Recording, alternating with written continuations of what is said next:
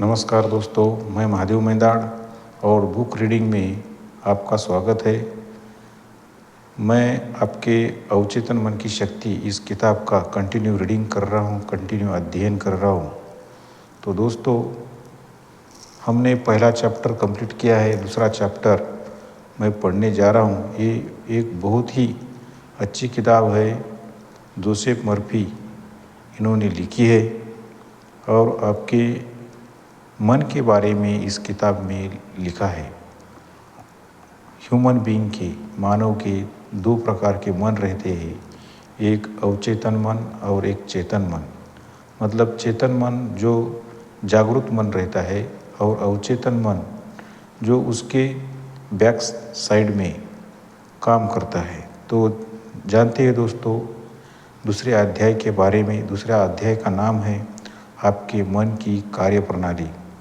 आपके पास चमत्कारिक शक्तियों वाला एक मन है, लेकिन आपको यह सीखना होगा कि आपके मन की इन शक्तियों का उपयोग कैसे किया जाए। आप जानते हैं कि आपके मन के दो हिस्से हैं, चेतन या तार्किक मन और अवचेतन या अतार्किक मन। आप अपनी स्वाभाविक आदतों के अनुरूप सारी बातें अपने चेतन मन से सोचते हैं और आपके चेतन मन में आने वाले सभी विचार आपके अवचेतन मन तक पहुंचते हैं। आपके मन में जैसे विचार आएंगे, आपका अवचेतन मन उसी के अनुरूप परिस्थितियों का निर्माण करेगा। आपका अवचेतन मन आपकी भावनाओं का आधार है और यही आपके जीवन की समस्त परिस्थितियों का निर्माण करता है। अगर आपके मन में अच्छे विचार आएंगे तो आपको अच्छे परिणाम मिलेंगे। अगर आपके मन में बुरे विचार आएंगे तो आपको मिलने वाला परिणाम भी बुरा ही होगा। दरअसल आपका मन इसी तरीके से काम करता है। इसलिए इस बात को हमेशा याद रखें कि अगर आपका अवचेतन मन किसी बात को स्वीकार कर ले तो तुरंत इस पर अमल करना शुरू कर देता है।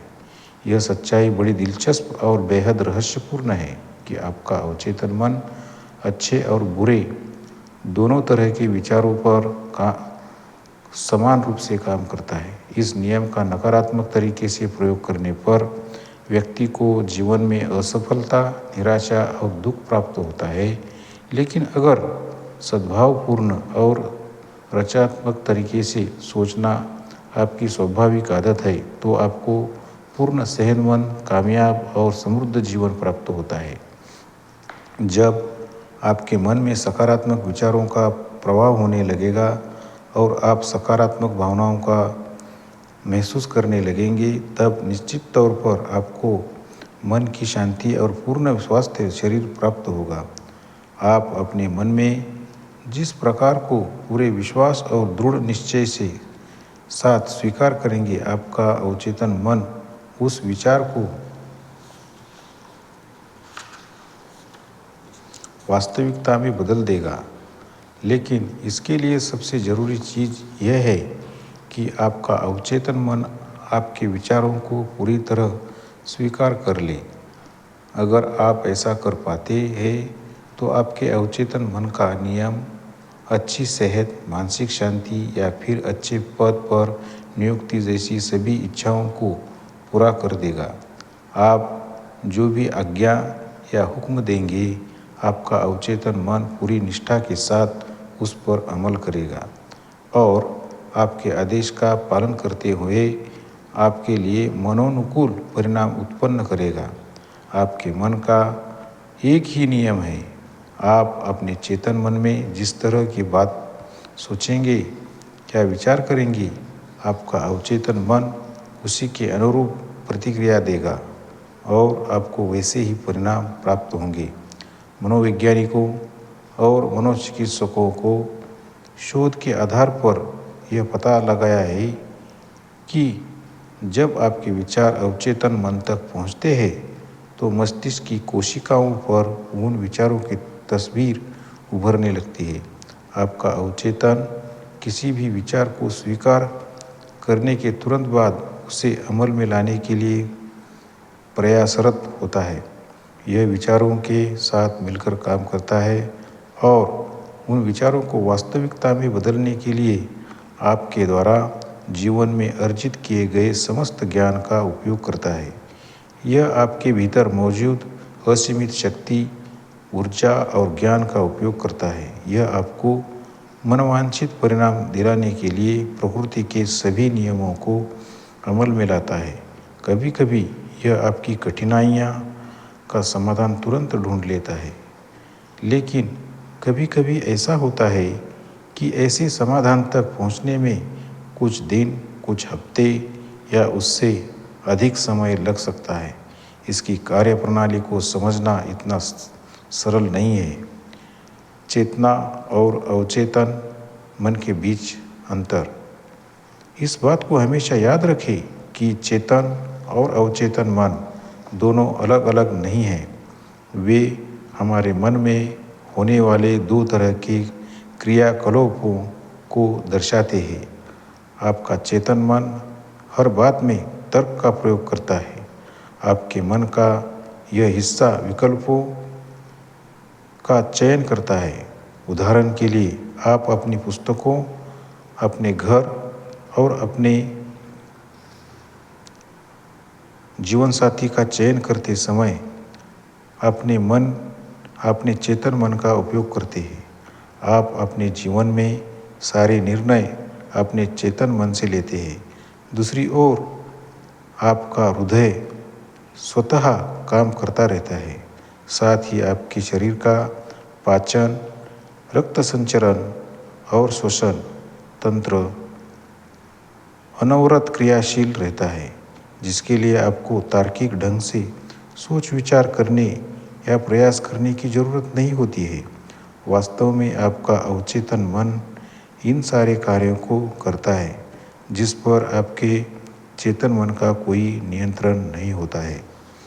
आप अपने चेतन मन के जरिए दृढ़ निश्चय और पूर्ण विश्वास के साथ अवचेतन मन पर जिन विचारों की छाप छोड़ते हैं, आपका अवचेतन मन उसे स्वीकार कर लेता है। यह आपके चेतन मन की तरह चीज़ों का कारण नहीं पूछता है और यह किसी भी विचार पर आपसे तर्क नहीं करता है। आपका अवचेतन मन उस उर्वर मिट्टी की तरह होता है, जिसमें अच्छे या बुरे हर तरह के बीजों से पौधे उगाए जा सकते हैं। आपके चेतन मन में हमेशा विचारों का प्रवाह चलता रहता है और ये सभी विचार बीज के समान हो सकते हैं। अगर ये विचार नकारात्मक एवं हानिकारक होंगे तो आपका अवचेतन मन नकारात्मक तरीके से काम करना शुरू कर देगा और देर सवेर आपके जीवन में वैसी ही परिस्थितियाँ उत्पन्न होंगी जैसा आपने सोचा था। इस बात का स्मरण रहे कि आपका अवचेतन मन कभी यह सिद्ध करने की कोशिश नहीं करता है कि आपके विचार अच्छे हैं या बुरे, सच्चे हैं या झूठे। यह तो सिर्फ आपके मन में आने वाले विचारों या सुझावों को स्वीकार करता है और उसी अनुरूप परिणाम उत्पन्न करता है।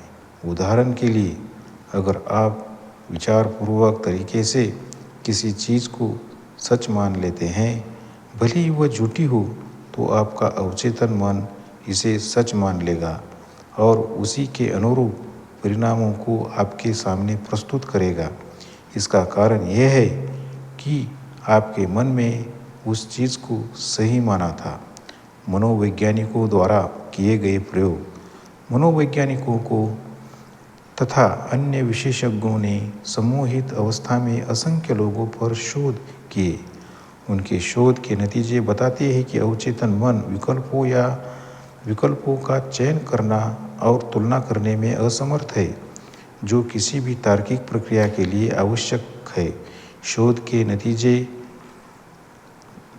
से बार बार यह बात सामने आई है कि आपका अवचेतन मन किसी भी सुझाव को स्वीकार करेगा, भले ही वह सुझाव गलत हो।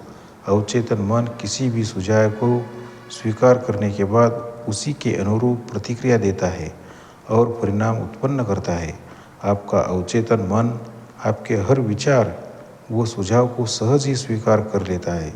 इस बात को एक उदाहरण से समझिए। अगर कोई सम्मोहन विशेषज्ञ किसी व्यक्ति को सम्मोहित अवस्था में यह सुझाव देता है कि वह नेपोलियन बोनापार्ट है या फिर वह एक बिल्ली या कुत्ता है, तो सम्मोहित व्यक्ति बिल्कुल वैसा ही व्यवहार करने लगेगा। सम्मोहित अवस्था में उसका व्यक्तित्व बदल जाता है। वह व्यक्ति खुद को वैसा ही मान लेगा जैसा उसके सम्मोहन विशेषज्ञ ने कहा है। अगर एक माहिर सम्मोहन विशेषज्ञ अपने एक छात्र से यह कहे कि उसकी पीठ में खुजली हो रही है, दूसरे को कहे कि उसकी नाक से खून बह रहा है, तीसरे को कहे कि वह संगमरवर की एक मूर्ति है और चौथे छात्र को यह कहे कि तापमान 0 से नीचे इसलिए उसे काफ़ी ठंड लग रही है, तो निश्चित तौर पर प्रत्येक छात्र उनकी बातों का अनुसरण करेगा। उस अवस्था में वे सभी अपने परिवेश से पूरी तरह से बेखबर होते हैं और अन्य सभी विचारों को नज़रअंदाज कर देते हैं। इन सरल उदाहरणों से आप अपने चेतन तर्कशील मन और अवचेतन मन के बीच के अंतर को स्पष्ट तौर पर समझ गए होंगे। अवचेतन मन निष्पक्ष होने के साथ साथ सही व गलत के बीच चयन करने में असमर्थ होता है। जिन चीज़ों को आपका चेतन मन सत्य मानता है, आपका अवचेतन मन भी उसे सही मानकर स्वीकार कर लेता है। इसलिए आपका कल्याण करने, आपका उपचार करने, आपको प्रोत्साहन देने तथा आपकी आत्मा को आनंद से भर देने वाले विचारों, भावनाओं एवं वाक्यों का चयन करना बेहद महत्वपूर्ण है।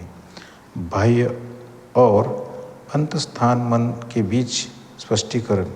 अक्सर आपके चेतन मन को बाह्य मन भी कहा जाता है क्योंकि यह बाहरी वस्तुओं से संबंधित होता है। बाह्य मन वास्तव में बाहरी जगत के प्रति पूर्णतया जागरूक होता है और उससे संबंधित बातों पर विचार करता है। शरीर की 5 इंद्रियां इसके अवलोकन का माध्यम है। आपका बाह्य मन आपके आसपास के परिवेश का अवलोकन करता है और इससे संपर्क में आपके मार्गदर्शक और निर्देशक की भांति कार्य करता है। 5 इंद्रियों के माध्यम से आप आवश्यक ज्ञान प्राप्त करेंगे। आपका बाह्य मन संसार की वस्तुओं के अवलोकन, अनुभव और शिक्षा के माध्यम से सीखता है। इस बात का पहले भी उल्लेख किया जा चुका है कि बाह्य मन का सबसे महत्वपूर्ण कार्य तर्क करना है। मान लीजिए कि आप लॉस एंजिल्स में हर साल आने वाले हजारों पर्यटकों में से एक है। यहाँ की सैर करने और अच्छी तरह अवलोकन करने के बाद निश्चित तौर पर आप इसे बेहद खूबसूरत शहर की श्रेणी में रखेंगे, जहाँ बहुत से दर्शनीय पार्क, सुंदर उद्यान, भव्य इमारतें एवं सुंदर घर मौजूद है। वास्तव में आपका बाह्य मन इसी तरीके से कार्य करता है। अक्सर आपके अवचेतन मन को अंतस्था मन के रूप में संदर्भित किया जाता है। आपका अंतस्थ मन आपके आसपास के परिवेशों को 5 इंद्रियों के अलावा एक अन्य माध्यम से देखता है। आपका अंतस्थ मन दरअसल आपके आंतरिक ज्ञान के माध्यम से चीज़ों को महसूस करता है। इसमें ही आपकी भावनाओं और यादों का भंडार मौजूद होता है। जब आपकी बाह्य इंद्रियां विराम या दुविधा की अवस्था में होती है, तब आपका अंतस्थ मन सबसे अधिक क्रियाशील होता है। दूसरे शब्दों में, यह बुद्धिमत्ता का भंडार है जो बाह्य मन के प्रसुप्त होने, निद्रा अवस्था में होने या शिथिल पड़ जाने पर सबसे अच्छी तरह से कार्य करता है। आपके अंतस्थ मन में आँखों के बिना देखने तथा इंद्रियों के बिना महसूस करने की क्षमता होती है। इसके देखने और सुनने की शक्ति अतीन्द्रिय होती है, यानी यह इंद्रियों के बिना ही किसी चीज़ को देख सकता है और सुन सकता है। आपका अंतस्थ मन आपके शरीर को छोड़कर दूरस्थ स्थानों की यात्रा कर सकता है तथा वहाँ के बारे में एकदम सटीक और सच्ची जानकारी प्राप्त करके आप वापस आ सकता है। अपने अंतस्थ मन के जरिए आप दूसरों के विचारों को जान सकते हैं।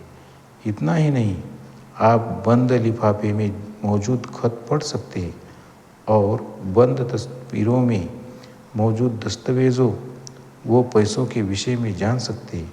आपके अंतस्थ मन में संचार के साधनों को उपयोग के बिना ही दूसरों के विचारों को समझने की क्षमता होती है। इसलिए अगर आप प्रार्थना की सच्ची कला सीखना चाहते हैं तो आपके लिए बाह्य और अंतस्थ मन के बीच के पारस्परिक संबंध को समझना सबसे अधिक महत्वपूर्ण है। आपका अवचेतन मन आपके चेतन मन की तरह तर्क नहीं कर सकता। आपके अवचेतन मन में किसी भी विचार या संदेश पर वाद विवाद अथवा तर्क वितर्क करने की क्षमता नहीं होती है। इसलिए यह आपके द्वारा दिए गए गलत सुझावों को भी सही मान लेता है और फिर उसी के अनुरूप परिस्थितियों, अनुभवों और घटनाओं को आपके समक्ष प्रस्तुत करने के कार्य में जुट जाता है।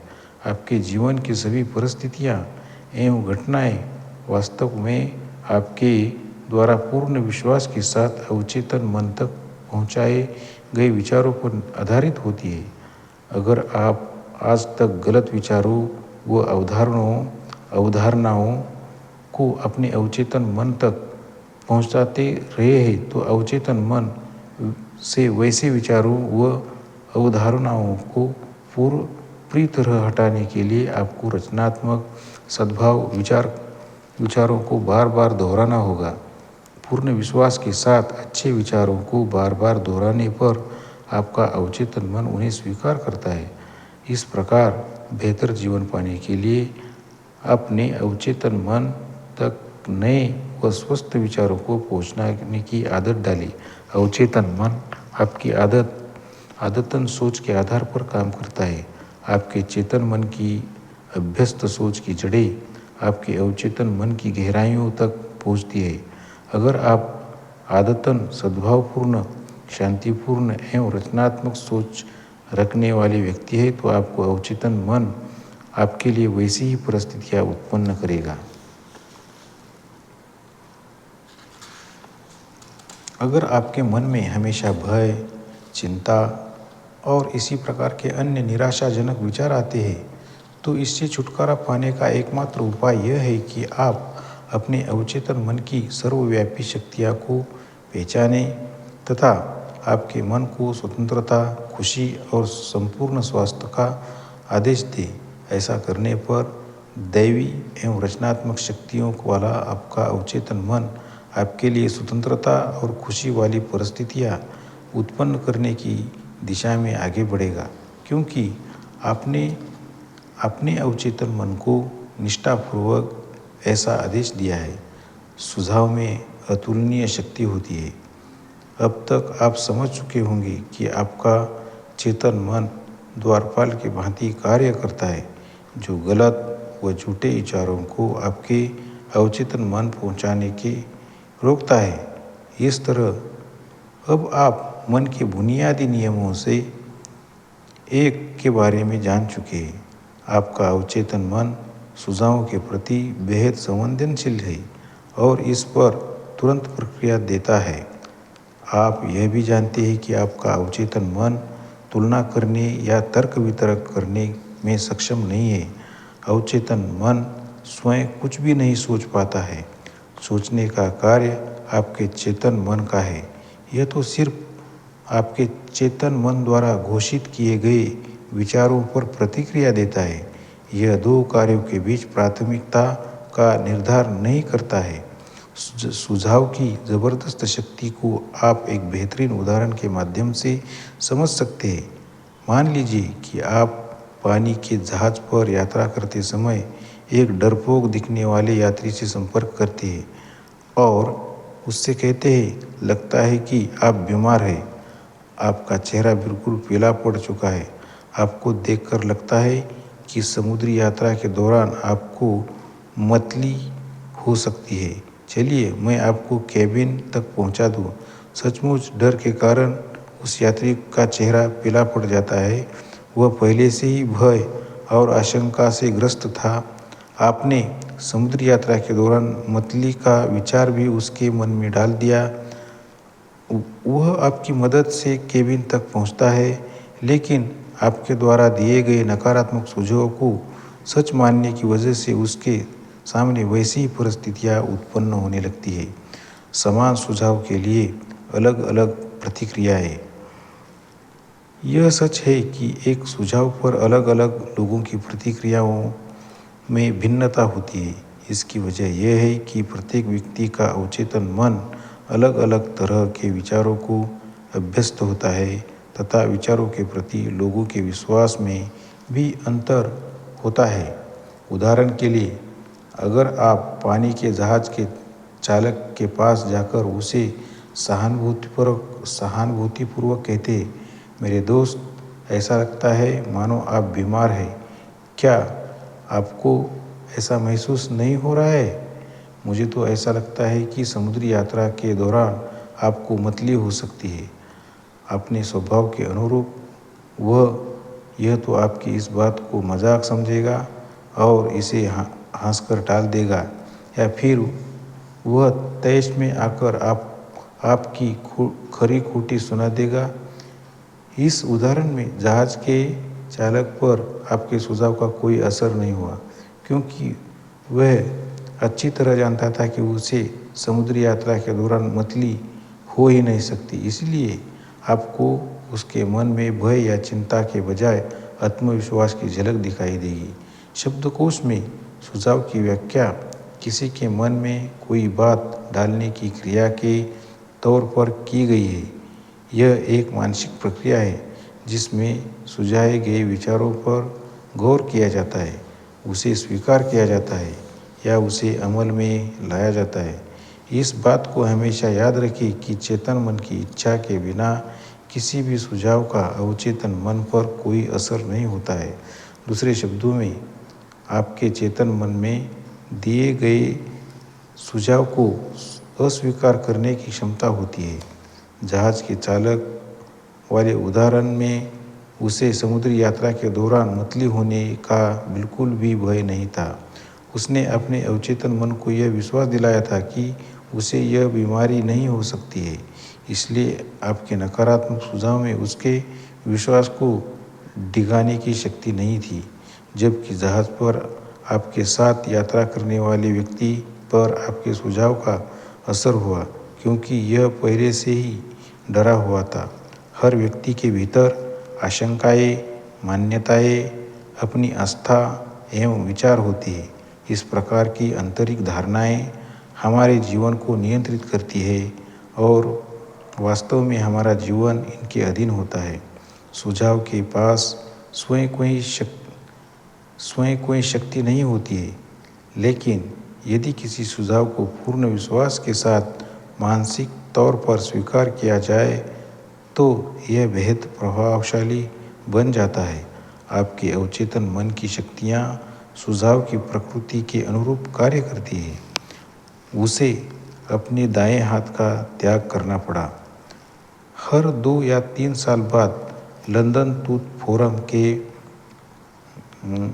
कैक्सटन हॉल में मेरे व्याख्यानों की श्रृंखला का आयोजन होता है। मैंने कई साल पहले इस फोरम की व्यवस्था की थी।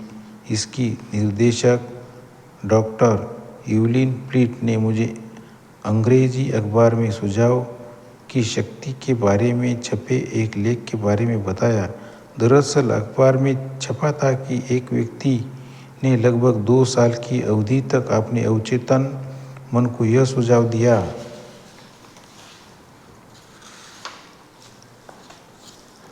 अगर मेरी बेटी स्वस्थ हो जाए तो मैं अपने दाएं हाथ का त्याग कर दूंगा।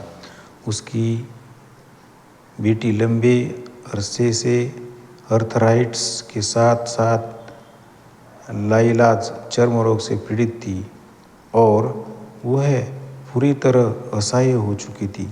किसी भी तरह की उपचार का उस पर कोई असर नहीं हुआ, लेकिन उस पिता के मन में अपनी बेटी को ठीक करने की तीव्र लालसा थी और अपनी इसी इच्छा को उसने ऊपर वर्णित शब्दों में व्यक्त किया। डॉक्टर इवलिन प्लीट ने अखबार के लेख के हवाले से बताया कि एक दिन उसका पूरा परिवार कार से सैर सपाटा पर निकला था। इसी दौरान उसकी कार एक दूसरी गाड़ी से टकरा गई। उस दुर्घटना में उस पिता का दाहिना हाथ कंधे से अलग हो गया और शीघ्र ही उसकी बेटी को लाइलाज चर्म रोग और आर्थराइट जैसी बीमारी से मुक्ति मिल गई। इसीलिए आपको अपने अवचेतन को ऐसे सुझाव देने चाहिए जिनसे आपको बेहतर स्वास्थ्य, सफलता, खुशी व प्रोत्साहन मिले, साथ ही आपकी प्रगति सुनिश्चित हो। याद रखें कि आपका अवचेतन मन मजाक और गंभीर बात में अंतर नहीं कर सकता है। यह आपके सभी विचारों और सुझावों को अमल में लाता है। आत्म सुझाव से मिली भय से मुक्ति। आत्म सुझाव का उदाहरण। आत्म सुझाव का मतलब है खुद को किसी निश्चित या विशेष बात का सुझाव देना। हर्बर्ट पार्किन ने अपनी पुस्तक auto suggestion Herbert Perkin auto suggestion London Fowler 1916 में एक उदाहरण के तौर पर निम्नलिखित घटना का उल्लेख किया है। यह उदाहरण बेहद मनोरंजक है जो आपके हमेशा याद रखेगा।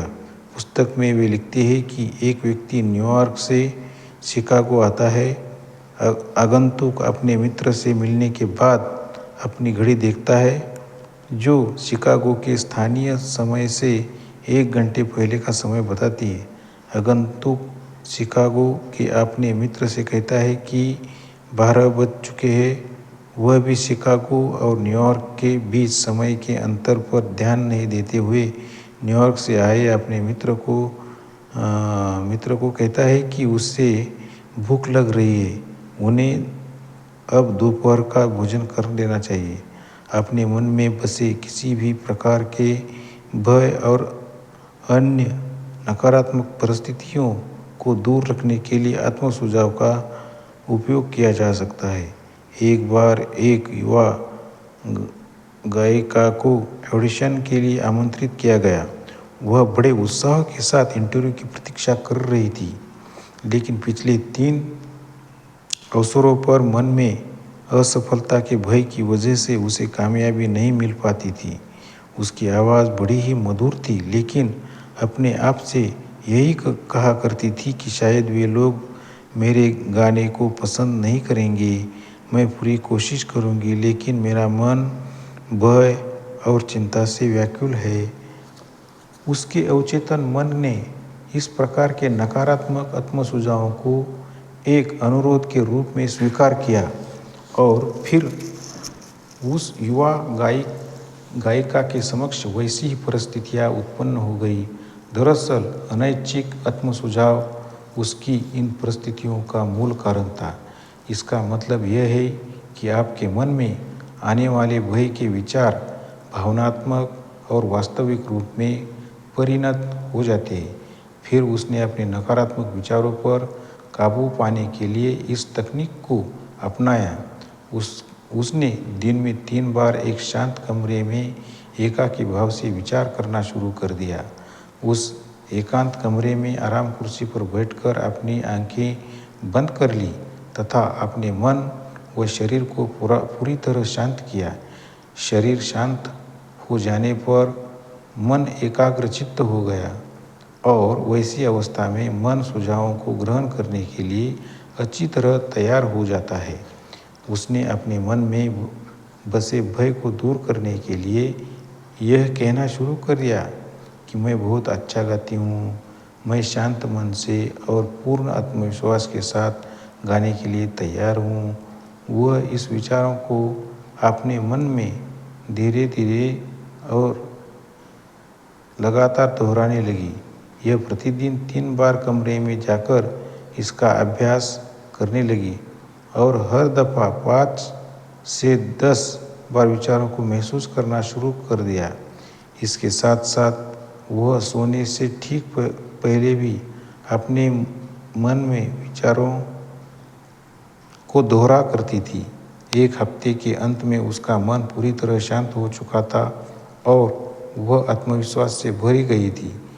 इस बार जब ऑडिशन का निमंत्रण आया तो उसने अपनी आवाज़ से सभी को मंत्रमुग्ध कर दिया। कैसे उसने अपनी याददाश्त को बरकरार रखा।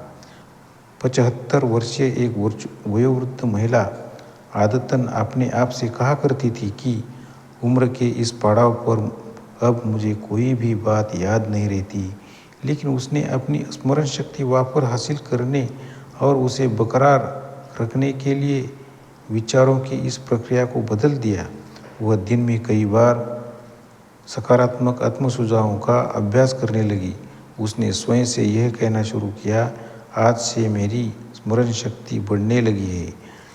अब हर पल और हर स्थान की सभी ज़रूरत बातें मुझे हमेशा याद रहेगी।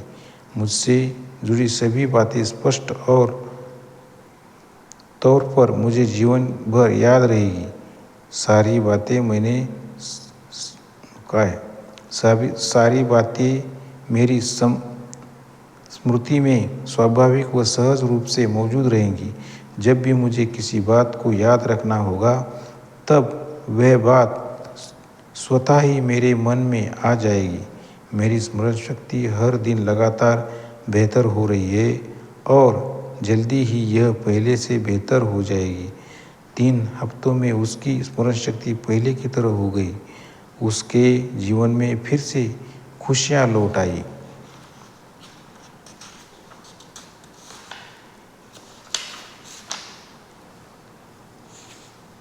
बात बात पर गुस्सा करने की आदत कैसे बदल गई।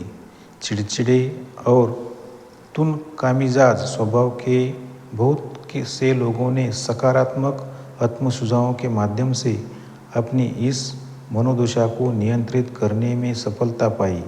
उन्होंने प्रतिदिन 3 या 4 बार सुबह, दोपहर, शाम और रात को सोने से ठीक पहले अपने अवचेतन मन को अलग अलग तरह के सकारात्मक आत्म-सुझाव दिए, जिनसे उन्हें बड़े अद्भुत परिणाम प्राप्त हुए। उन्होंने अपने मन को यही सुझाव दिया कि आज के बाद मैं और ज़्यादा नेक दिल स्वभाव का इंसान बनूंगा। आज से मेरा मन हमेशा खुशहाल और प्रसन्नचित्त रहेगा। हर दिन मेरा स्वभाव अधिक स्नेहशील होते जा रहा है, जिससे लोग मुझे और पसंद करने लगे हैं। मेरी समझ लगातार बढ़ रही है। मैं प्रेम और सद्भाव का केंद्र बनता जा रहा हूँ। लोगों को मेरे व्यवहार से खुशी मिल रही है। दूसरों को आनंदित एवं हर्षित करना अब मेरा सामान्य स्वभाव बन गया है। इसलिए मैं आभारी हूँ। सुझावों की रचनात्मक एवं विध्वंसक शक्तियाँ। विषम सुझावों के कुछ उदाहरण और टिप्पणियाँ। किसी अन्य व्यक्ति के सुझावों को विषम सुझाव की श्रेणी में रखा जाता है। हर युग में सुझाव की शक्ति ने पृथ्वी के सभी स्थानों पर इंसानों के जीवन एवं विचारों को आकार देने में अहम भूमिका निभाई है। संसार के विभिन्न हिस्सों में यही शक्ति अलग अलग धर्मों को नियंत्रित करती है। स्वयं को अनुशासित एवं नियंत्रित करने के लिए सुझावों का उपयोग किया जा सकता है, परंतु इसका उपयोग ऐसे लोगों को नियंत्रित एवं अपने अधीन करने के लिए भी किया जा सकता है जो मन के नियमों को नहीं जानते हैं। सुझावों का यह रचनात्मक स्वरूप वाकई चमत्कृत कर देने वाला है। इस बात का भी स्मरण रहे कि सुझावों का नकारात्मक स्वरूप सबसे अधिक विनाशकारी है, जिसके परिणाम स्वरूप व्यक्ति को दुख, असफलता, यातना, बीमारी और विपत्तियों का सामना करना पड़ता है। क्या आपने भी ऐसे किसी सुझाव को स्वीकार किया है? बचपन से ही हम में से अधिकांश लोगों को कई तरह के नकारात्मक सुझाव दिए जाते हैं। ऐसे सुझावों से बचने का तरीका नहीं मालूम होने की वजह से हम अनजाने में उन्हें स्वीकार कर लेते हैं। यहाँ कुछ नकारात्मक सुझावों के उदाहरण दिए गए हैं जिन्हें शायद आपने भी दूसरों से सुना और स्वीकार किया होगा। आपने इस काम को करने की क्षमता नहीं है, आपने इस काम को करने की क्षमता नहीं है, आप कभी कुछ हासिल नहीं कर पाएंगे, यह आपका काम नहीं है, आप इसमें सफल नहीं हो सकते, आपको मौका नहीं मिलेगा, आप पूरी तरह गलत है, यह बेकार है, आप क्या जानते हैं, यह मायने नहीं रखता, बल्कि आप किसे जानते हैं, यह मायने रखता है, दुनिया गर्त की ओर जा रही है, कोई फ़ायदा नहीं, किसी को परवाह नहीं है, इतनी मेहनत करना व्यर्थ है, अब आप बूढ़े हो चुके हैं, हालात बद से बदतर होते जा रहे हैं, जीवन में कष्ट के सिवा कुछ भी नहीं है, प्रेम इंसानों के लिए नहीं है, आप जीत नहीं सकते, जल्द ही आपकी माली हालत खराब होने वाली है, सतर्क रहो, नहीं तो बीमार पड़ जाओगे, आप किसी पर भरोसा नहीं कर सकते, इत्यादि। लेकिन वयस्क होने के बाद आप रचनात्मक आत्म सुझावों का उपयोग कर सकते हैं। यह अपने मन में सकारात्मक विचारों को प्रभावित करने तथा मन में बसे नकारात्मक विचारों से छुटकारा पाने का तरीका है। वास्तव में बचपन में दिए गए ऐसे सुझावों की छवि आपके मन में अंकित हो जाती है, जिसकी झलक आपके व्यवहार में भी दिखाई देती है। ऐसे नकारात्मक सुझावों को मन से नहीं हटाए जाने पर यह आपके व्यक्तिगत और सामाजिक जीवन में असफलता का कारण बन सकती है। आत्म सुझाव एक ऐसा माध्यम है जो आपको दूसरों के इन नकारात्मक सुझावों के बोझ से मुक्ति दिला सकती है, क्योंकि ऐसा नहीं करने पर आपके जीवन में परेशानियां उत्पन्न होंगी तथा आपके लिए अच्छी आदतों का विकास बेहद कठिन हो जाएगा। नकारात्मक सुझावों को बेअसर करने का तरीका।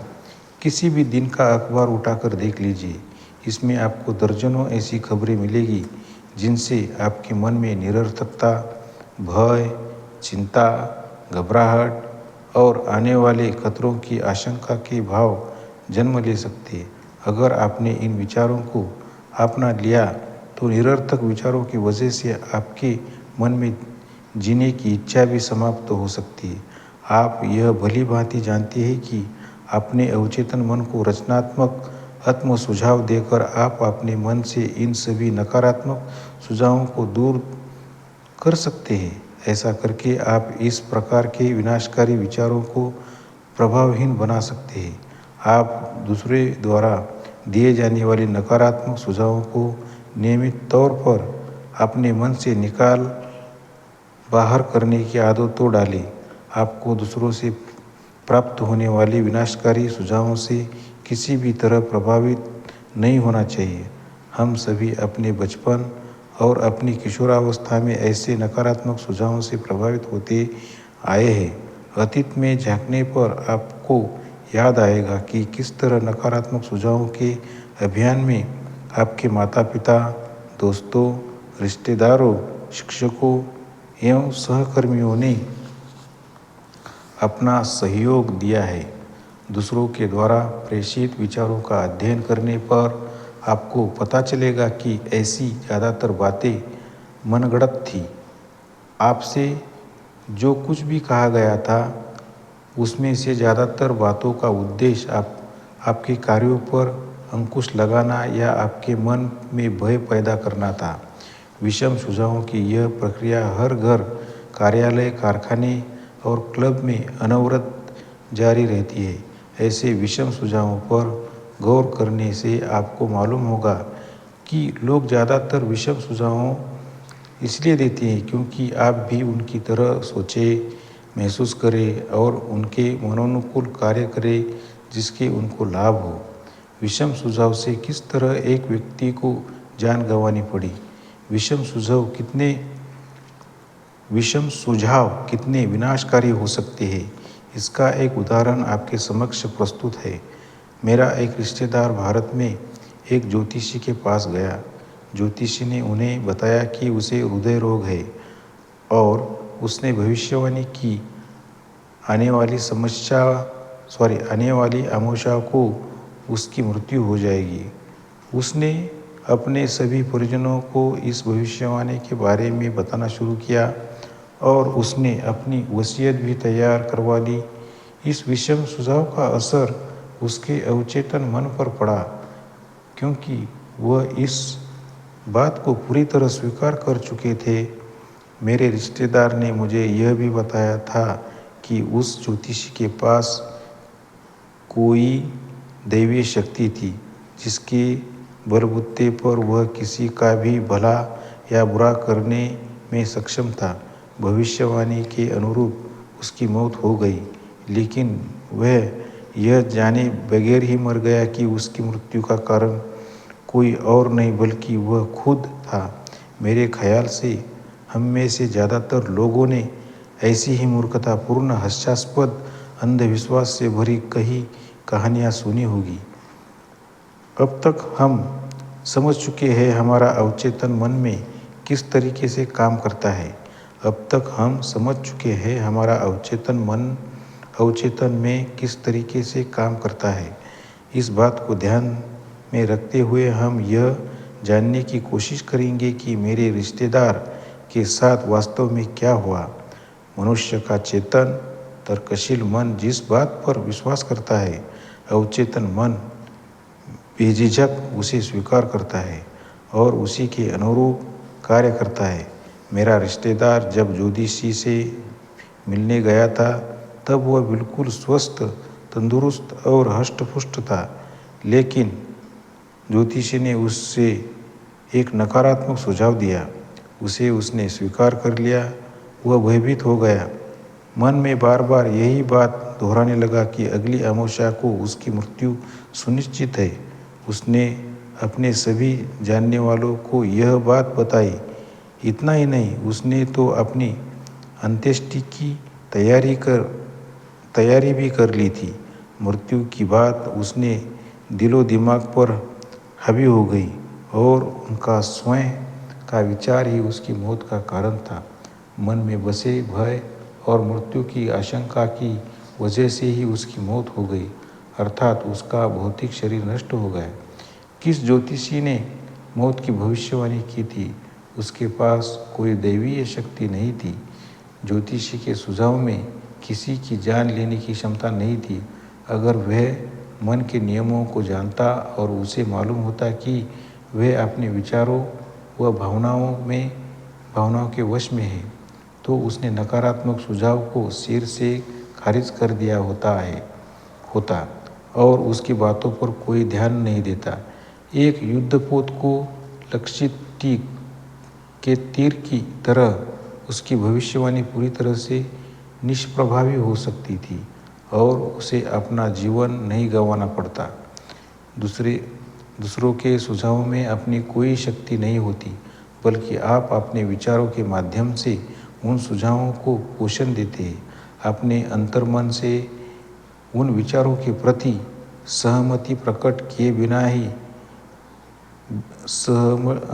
सहपति प्रकट किए बिना वे प्रभावी नहीं होंगे। अगर आप ऐसे विचारों को अपनाएंगे तो वैसे ही परिणाम प्राप्त होंगे। फिर वैसे विचार आपके अपने बन जाते हैं और आप भी वैसा ही सोचने लगते हैं। याद रखें, आपके भीतर विचारों का चयन करने की क्षमता है, इसलिए बेहतर जीवन का चयन करें, प्रेम व सद्भाव की भावना का चयन करें, स्वास्थ्य का चयन करें, समृद्धि चुनें। किसी कल्पित धारणा पर विश्वास करने की शक्ति। आपका मन एक तर्कशील न्यायाधीश की तरह काम करता है। इसका आशय यह है कि जिस धारणा को आपका चेतन मन सही मान लेता है, उसे आपका अवचेतन मन आपके किसी विशेष प्रश्न या समस्या का समाधान मानकर अपना लेता है। अगर आपके तर्क का आधार सही है तो निश्चित तौर पर इसका परिणाम भी सही होगा। इसे निम्नलिखित उदाहरण से समझिए। मनुष्य का हर गुण प्रशंसा के योग्य है। दया मनुष्य का एक गुण है, इसलिए दयालुता प्रशंसनीय है।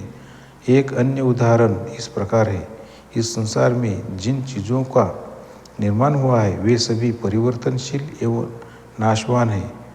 मिस्र का पिरामिड भी मानव निर्मित है, इसीलिए कभी न कभी पिरामिड का अस्तित्व अवश्य समाप्त होगा। पहले कथन को आप प्रमुख धारणा के तौर पर देख सकते हैं और लिहाजा सही निष्कर्ष भी सही धारणा के अनुरूप होगा। एक कॉलेज के प्रोफेसर मई 1962 में न्यूयॉर्क के टाउन हॉल में मन के विज्ञान पर आयोजित मेरे व्याख्यान में शामिल हुए थे।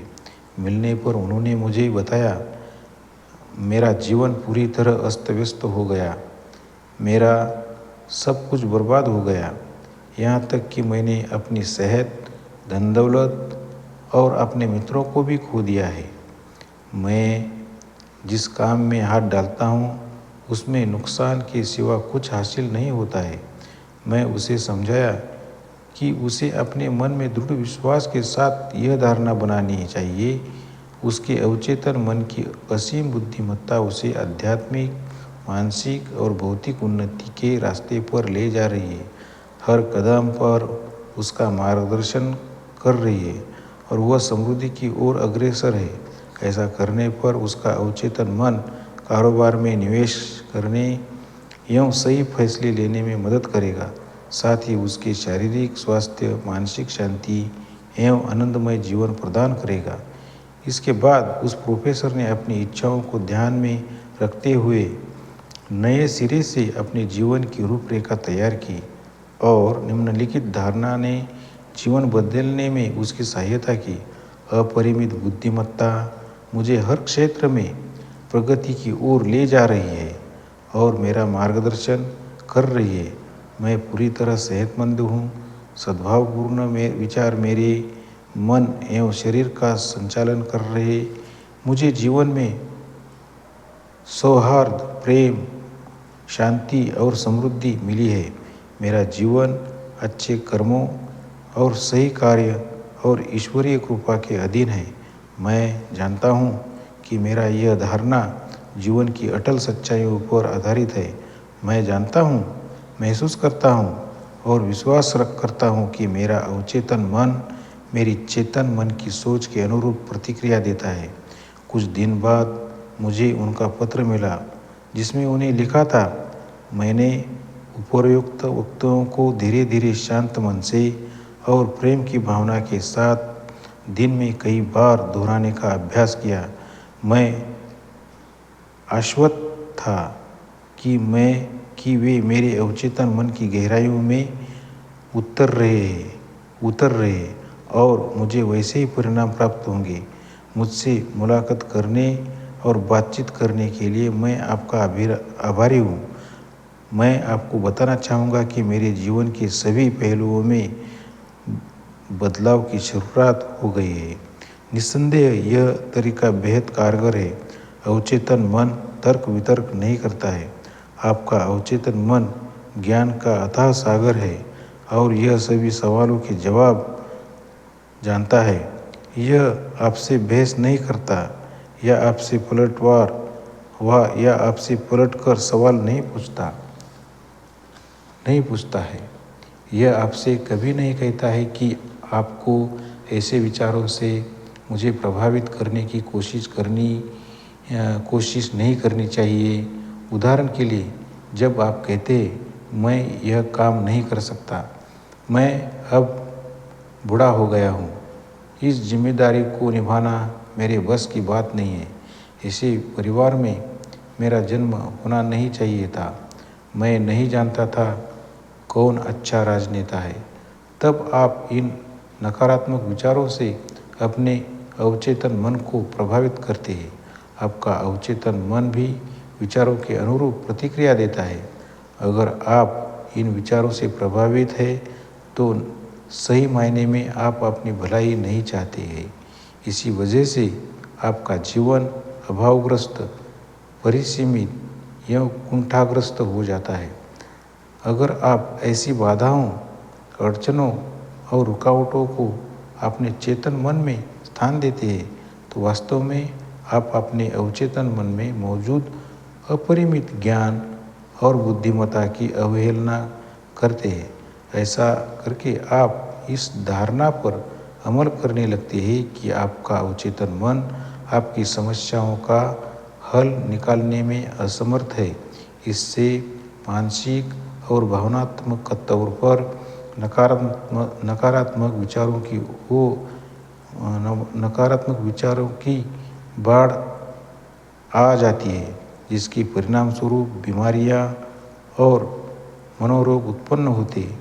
अपनी सभी इच्छाओं व आकांक्षाओं को साकार करने तथा अपनी निराशा को दूर करने के लिए इस वक्तव्य को दिन में कई बार पूर्ण विश्वास के साथ मानसिक तौर पर अपनाएं। मेरे भीतर इच्छाओं का बीज बोने वाली अनंत बुद्धिमत्ता मेरा मार्गदर्शन करती है, मुझे अपनी इच्छाओं को पूरा करने के लिए एकदम सही योजना बताती है। मैं जानता हूँ कि मेरे अवचेतन की गहराइयों में मौजूद असीम ज्ञान मेरे विचारों पर प्रतिक्रिया दे रहा है। मैं जो कुछ भी महसूस कर रहा हूँ और अनुरोध कर रहा हूँ वह सचमुच होने वाला ही है। मेरे जीवन में संतुलन, साम्यता और समभाव आ गया है। परंतु अगर आप कहते हैं कि मुझे कोई रास्ता नहीं सूझ रहा है, मैं नहीं जानता कि क्या किया जाए, इस दुविधा से बाहर निकलने का कोई मार्ग नहीं है, मैं असहाय हूँ और भंवरजाल में फंस चुका हूँ, तो आपको अपने अवचेतन मन से कोई जवाब या प्रतिक्रिया नहीं मिलेगी। अगर आप चाहते हैं कि अवचेतन मन आपके लिए काम करे, तो आपको सही तरीके से अनुरोध करना होगा और उसका सहयोग प्राप्त करना होगा। यह तो सदैव आपके लिए ही काम करता है। इस वक्त भी वह आपके दिल की धड़कन और आपकी सांसों को नियंत्रित कर रहा है। आपकी उंगली पर चोट लग जाए तो यही उसे ठीक करता है। जीवन देना इसका स्वभाव है, जो हमेशा आपकी देखभाल और हिफाजत करने के लिए तत्पर रहता है। आपके अवचेतन मन का अपना मन होता है, लेकिन यह आपके विचारों और कल्पनाओं की तस्वीर को स्वीकार करता है। जब आप किसी समस्या का हल ढूंढ रहे होते हैं, तो उस समय आपका अवचेतन मन अपनी प्रतिक्रिया देता है, परंतु यह आपसे उम्मीद करता है कि आप अपने चेतन मन में विचार करके सही निर्णय तक पहुँचे। आपको यह समझना होगा कि आपकी सभी समस्याओं का हल आपके अवचेतन मन में मौजूद है। लेकिन अगर आप कहते हैं, मुझे कोई रास्ता नहीं सूझ रहा है, मैं कुछ सोच नहीं पा रहा हूँ, मैं दुविधा में हूँ, मुझे कोई समाधान नज़र क्यों नहीं आ रहा है, ऐसा करके आप अपनी प्रार्थना को बेअसर कर रहे। आप एक बुरी भूत की तरह इन विचारों में उलझे रहेंगे और आपको कोई रास्ता नहीं मिलेगा। अपने मन में विचारों के प्रभाव रूपी चक्र को थोड़ा आराम दें, मन को शांत करें, धीरे धीरे और विश्वास के साथ दोहराए, मेरे अवचेतन मन को इस समस्या का हल मालूम है, अब यह मुझे राह दिखा रहा है। मैं आभारी हूँ क्योंकि मुझे मालूम है कि मेरे अवचेतन मन की अपरिमित बुद्धिमत्ता सभी चीज़ों से अवगत है और इसके जरिए मुझे समस्या का एकदम सही समाधान मिलने वाला है। दृढ़ विश्वास के कारण मुझे अपने अवचेतन मन की शक्तियों और अप्रतिम ज्ञान का सहयोग मिल रहा है। यह देखकर मुझे असीम आनंद मिल रहा है। पुनर्विचार करने योग्य महत्वपूर्ण बातें। पहली बात, अच्छी सोच का परिणाम अच्छा ही होगा, ठीक उसी तरह बुरी सोच का परिणाम बुरा ही होगा। दिन भर आप जैसा सोचते हैं, आप वैसा ही बन जाते हैं। आपका अवचेतन मन आपसे तर्क वितर्क नहीं करता है, यह आपके चेतन मन द्वारा दिए गए आदेशों को स्वीकार करता है। अगर आप कहते हैं, इसे खरीद पाना मेरे बस की बात नहीं है, तो संभव है कि उस वक्त आपकी परिस्थिति वैसी हो। इसके बावजूद आपको ऐसा नहीं कहना चाहिए इसके बजाय बेहतर सोच रखे और कहे मैं इसे खरीदूंगा। मैं इस बात को तहे दिल से स्वीकार करता हूँ। आपके पास विचारों के चयन की क्षमता है। स्वास्थ्य और खुशी देने वाले विचार चुनें। आप अपनी इच्छानुसार मित्रतापूर्ण या शत्रुतापूर्ण विचार चुन सकते हैं, लेकिन अच्छा यह है कि आप सहयोगितापूर्ण, आनंददायक और मित्रतापूर्ण विचार सुनें। प्रेम के विचारों को मन में स्थान दें, फिर पूरी दुनिया आपको पसंद करेगी। यह समूह व्यक्तित्व के निर्माण का सर्वोत्तम तरीका है। आपका चेतन मन द्वारपाल की भांति कार्य करता है, जो गलत व झूठ विचारों के आपके अवचेतन मन तक पहुंचने से रोकता है। हमेशा यकीन रखें कि आपके साथ कुछ अच्छा होने वाला है और अब ऐसा हो रहा है। विचारों के चयन की क्षमता ही आपकी सबसे बड़ी ताकत है। खुशहाली एवं समृद्धि देने वाले विचारों को चुनें। दूसरों के सुझावों और कही गई बातों में आपको नुकसान पहुंचने की शक्ति नहीं होती है। आपके मन में चल रहे विचार ही एकमात्र शक्ति है। आप दूसरों के विचारों या कही गई बातों का अस्वीकार करने तथा अच्छे विचारों को विश्वास के साथ अपनाने का विकल्प चुन सकते हैं। दूसरे के विचारों पर आप किस तरह प्रतिक्रिया देते हैं, यह आप पर निर्भर है। आप जो कुछ भी कहते हैं उस पर गौर करें। आपको कहे गए प्रत्येक निरर्थक शब्द का भी परिणाम मिलेगा। इसलिए ऐसा कभी नहीं कहे मैं असफल हो जाऊंगा, मुझे नौकरी से निकाल दिया जाएगा, मैं किराया नहीं चुका पाऊंगा। आपका अवचेतन मन आपकी बातों को हंसी मजाक में नहीं लेता है, बल्कि यह आपके विचार को परिणाम तक पहुंचता है। आपका मन अमंगलकारी नहीं है, बल्कि इस सृष्टि की कोई भी शक्ति अमंगलकारी नहीं है। यह आप पर निर्भर है कि आप प्रकृति की शक्तियाँ का उपयोग कैसे करते हैं। आपके मन की शक्ति का इस्तेमाल सभी लोगों के सौभाग्य एवं उनके अच्छे सेहत की कामना करने और सभी को प्रेरित करने के लिए करें। भूलकर भी ऐसा नहीं कहे कि मैं यह काम नहीं कर सकता। इसके बजाय अपने मन से इस भय को दूर करने के लिए कहे मैं अपने अवचेतन मन की शक्ति से सारे काम करने में सक्षम हूँ। भय, अज्ञान और अंधविश्वास के दृष्टिकोण के बजाय जीवन के अटल सत्य और सिद्धांतों के नज़रिए से सोचना शुरू करें। दूसरों को आप स्वयं के लिए सोचने का अवसर नहीं दें। अपने विचारों का चयन स्वयं करें और अपने फैसले खुद लें। आप अपनी अंतरात्मा के कप्तान और अपने भाग्य के मालिक हैं। हमेशा याद रखें आपके भीतर विचारों का चयन करने की क्षमता है, इसलिए बेहतर जीवन का चयन करें। प्रेम व सद्भाव की भावना का चयन करें, स्वास्थ्य का चयन करें, खुशी का चयन करें। आपका चेतन मन जिन बातों को सच मानता है और जिन बातों पर विश्वास करता है, आपका अवचेतन मन उसे स्वीकार करेगा और उसी के अनुरूप परिणाम उत्पन्न करेगा। इसीलिए हमेशा सौभाग्य, ईश्वर की कृपा, सत्कर्म और जीवन में सभी प्रकार की मंगल कामनाओं पर विश्वास रखें। तो दोस्तों, बहुत ही इम्पोर्टेंट चैप्टर है। अगर एक एक सेंटेंस पढ़े तो हम सभी का लाइफ अच्छा हो जाएगा दोस्तों। तो इसके साथ मुझे इजाज़त दी कि जाने के लिए, और हमारा तीसरा अध्याय हम अगले वीडियो में चालू कर देंगे दोस्तों। तो गुड नाइट।